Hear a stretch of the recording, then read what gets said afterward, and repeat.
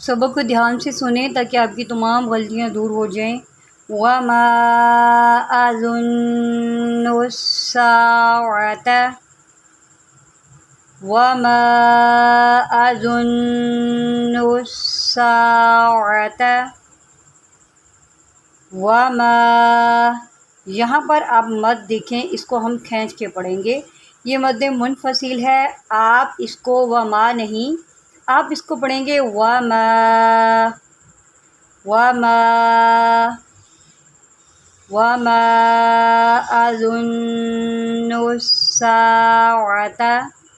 यहाँ पर देखिए वा है, इसको हम नरमी से पढ़ते हैं। इसमें आपने सख्ती नहीं लेकर आनी, ये सॉफ्ट वर्ड है। और उससे आगे आप देखिए नून है और नून मुशद्दिद है। जैसे कि ऑलरेडी मैं आपको बता चुकी हूँ कि नून मुशद्दिद होता है तो उसमें हम गुन्ना करते हैं। अब नून मुशद्दिद तब होता है जब इसके ऊपर ये तशदीद आती है। ये तीन दंदान वाली शक्ल को तशदीद बोलते हैं। जब ये नून के ऊपर आती है तो उधर हम गुन्ना करेंगे। किस तरह गुन्ना करेंगे? लोन्नु, ठीक है, लोन्नु। अब जो मैंने नून की आवाज़ जब नाक में जाएगी तो गुन्ना होगा। लोन लोन अज़ुन्नु अस्साअता वमा अज़ुन्नु अस्साअता। अब यहाँ पर आइन है, इसको आपने इसके मखरिज से निकालना है। आइन को हम हलक के दरमियान से निकालते हैं, आपने इसको हलक के दरमियान से नहीं निकालना है। अज़ुन्नु अस्साअता। अब यहाँ पर देखिए, इसको आपने गौर से समझना है क्योंकि यहाँ जो है वो थोड़ी मुश्किल पेश आती है। अक्सर लोग इस लफ्ज़ में ही गलती करते हैं, ठीक है। अच्छे से ध्यान से सुने। क़ाइमतन व, ठीक है। क़ाफ इसको हम मोटा पढ़ते हैं क्योंकि ये हरूफ़े मुस्तआलिया में से है। क़ा, इसको आप का नहीं पढ़ेंगे, इसको लंबा भी करेंगे और इसको काफ को मोटा भी करेंगे। क़ाइमतन व क़ाइमतन व लइर्रुदित्तु। अब यहाँ पर देखें आप, यहाँ मैंने नून छोड़ दिया है, ठीक है। अब आपको इसका कायदा समझना है, ठीक है। क़ाइमतन व लइर्रु। अब यहाँ पर देखें, कायदा ये है कि अगर पहला हर्फ मुतहरिक हो, हमज़ा के नीचे ज़ेर है, ये मुतहरिक है, दूसरा हर्फ साकिन हो।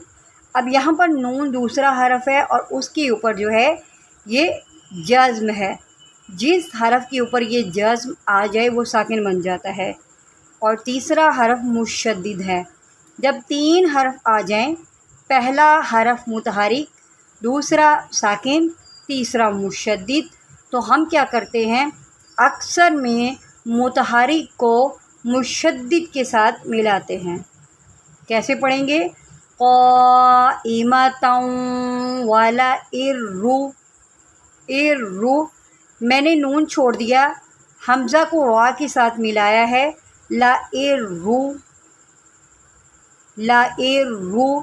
अब यही जो है सिचुएशन अगले जो है यहाँ पर है।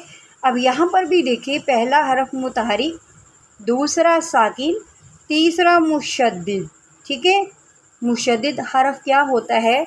जिस हरफ के ऊपर ये तीन दंदान वाली शक्ल आ जाए वो हरफ मुशद्दिद होता है।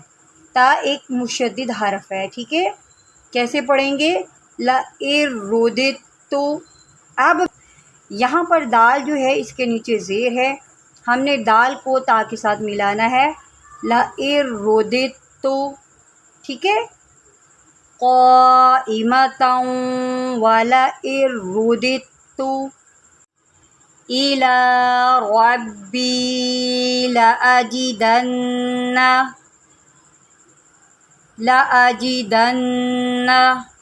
खैरम मिन्हा।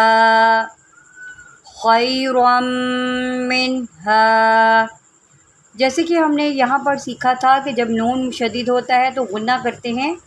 यहाँ पर भी नून मुशद्दिद है, गुन्ना करते हैं, ठीक है। यहाँ पर भी हम गुन्ना ही करेंगे। एक बात आप याद रखें कि जब नून मुशद्दिद हो या मीम मुशद्दिद हो तो इसमें हम फ़ौरन गुन्ना करते हैं। किस तरह, लअजिदन्न खैरम, देखिए कि मैंने मीम में गुन्ना किया, खैरम मिन्हा, खैरम मिन्हा। इस लफ्ज़ के ऊपर गौर करें, यहाँ पर वक़फ़ होता है और वक़फ़ जब होता है तो यहाँ पर गलत किया जाता है। अब यहाँ पर देखिए बा आखिरी हरफ है और इसके ऊपर 2 ज़बर है और आगे वक़फ़ है। ये गोल दायरा जो है वक़फ़ की इलामत है और यहाँ पर लोग अक्सर वक़फ़ गलत करते हैं। आज आपने इसको दुरुस्त सीखना है। अक्सर लोग पढ़ते हैं बन, मुक़लबन, हालांकि लफ्ज़ है क्योंकि यहाँ पर वक़फ़ हो रहा है, इसको हम पढ़ेंगे मुक़लबा, मुक़लबा। अब जब 2 ज़बर होता है तो इसको हम अलिफ से बदल देते हैं, मुक़लबा, तो यहाँ पर वक़फ़ है। अगर आप वक़फ़ नहीं करना चाहते तो फिर आप पढ़ेंगे मुक़लबन क़ाला, इस हरफ को भी मिलाएंगे। आज के लिए बस इतना ही सबक। अगले सबक के लिए आप चैनल को सब्सक्राइब कर लें और वीडियो को शेयर भी किया करें और इसको लाइक भी किया करें। अल्लाह हाफ़िज़।